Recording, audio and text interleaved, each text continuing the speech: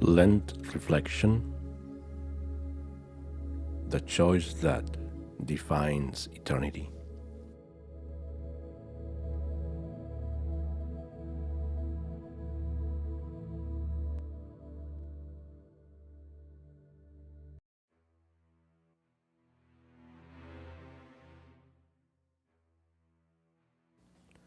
We don't like to think about endings. Our modern world distracts itself with constant movement, scrolling notifications, entertainment, noise. But today's gospel forces us to stop and ask the question, where is all of this heading? Jesus gives us a scene of the Last Judgment, something many avoid thinking about, but he doesn't describe it with thunder and fire. Instead, he gives us a picture that is deeply human. The question he will ask at the end of time is not how much did you accomplish or how much influence did you gain. No. The final question is, did you love?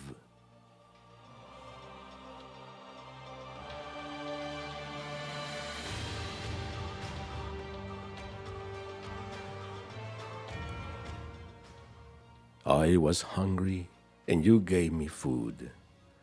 I was thirsty, and you gave me drink. A stranger, and you welcomed me.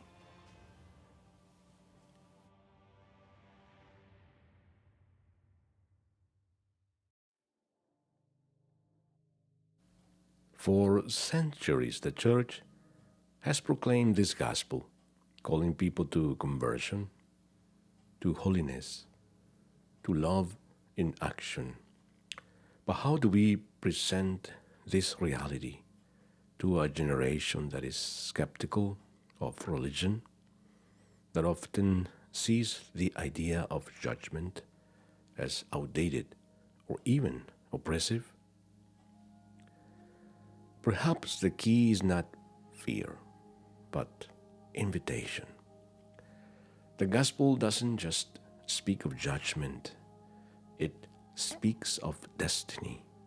It speaks of eternal life.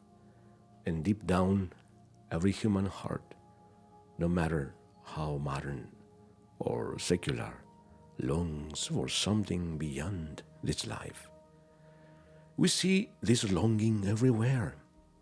In our movies, we create heroes who fight for justice because we sense that good and evil matter. In our relationships, we want love to last forever because we feel that something eternal is written into our very soul. Even in our fears, when we push back against the idea of judgment, it is often because we want the world to be just, but we are unsure. We are unsure of it, if it truly will be.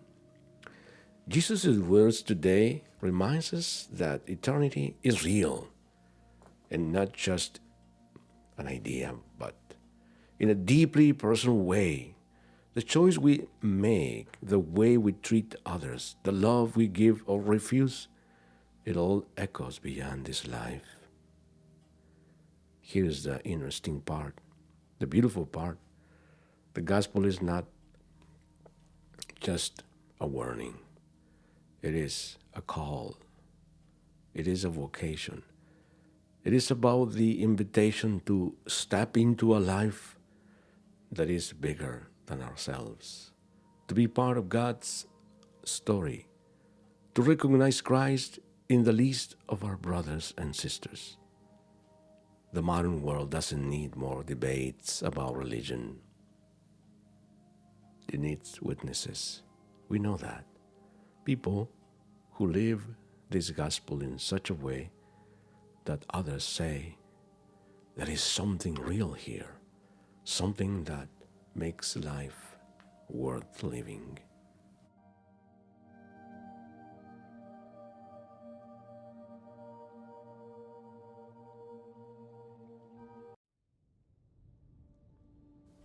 So this Lent, let us ask ourselves, do we recognize Christ in those around us?